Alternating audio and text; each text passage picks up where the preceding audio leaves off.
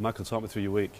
I've just taken my tin hat off to have a chat to you today, but no, it's been really interesting, to be honest. Obviously, the first time I've done a book that's open and honest, talking about my career and not just that, prior to my career, you know, how I went from being a young lad to obviously making a living out the game. And so it's been an interesting process, quite a therapeutic process, I think, to start with, but then of course towards the end, now the book's in the mainstream, and it's obviously caught in a lot of opinion.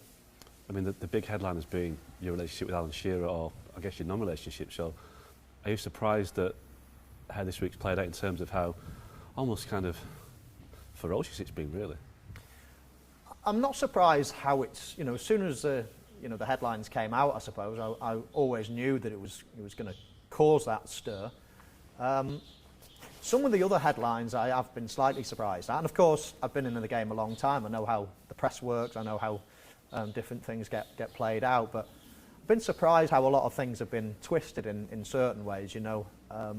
But in terms of the Alan Shearer stuff, no, I knew that would make headlines, and to be honest, I'm pretty surprised it hasn't come out before, because we haven't spoke for a long period of time now, sadly.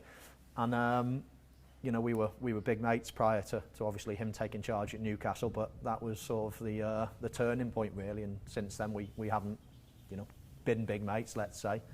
And I know the reasons why, and I've obviously said those in the book, which are disappointing, and obviously in my case, you know, totally unfounded and untrue. But you know, he has his reasons, and obviously, you know, that's where we are, I guess. I mean, is there a way back for you two, or are you bothered, are you concerned, or would you like to make it up at some point?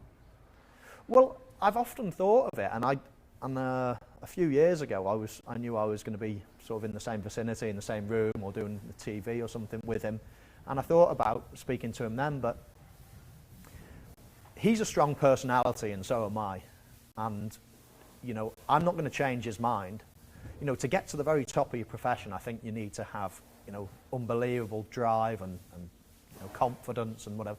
But one of the best things or the most important things that you need as well, is to be able to filter out anything that's going to have a negative impact on your mind.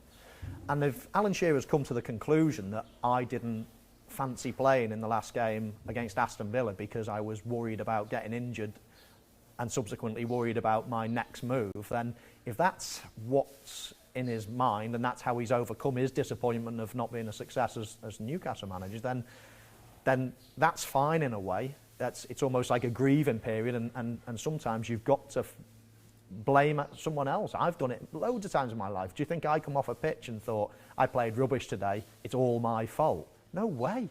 You'll never be a footballer if you're like that. You think, oh, the right back can't pass for Toffee, the midfielder's not creative enough, my strike partner's not seeing my run, whatever you think. But very rarely, if you're right at the top of your game, do you blame yourself. And as I say, it's a compliment to Alan Shearer. I think, you know, he's had to find some way of not blaming himself, I guess, for what happened at Newcastle. I find it hard that he's come to the decision to blame me for it when I was hardly fit in the period he took over. And then I actually put my body on the line for him in the last game, when really I was a week or two away from being fit from a groin injury. But I went on the bench and I came on for the last sort of 15, 20 minutes or whatever it was. So, you know, I get it. I don't agree with it. And more to your point and more to your question, I don't think that he will ever change his mind or change his view. So, you know, I almost think that bit's pointless.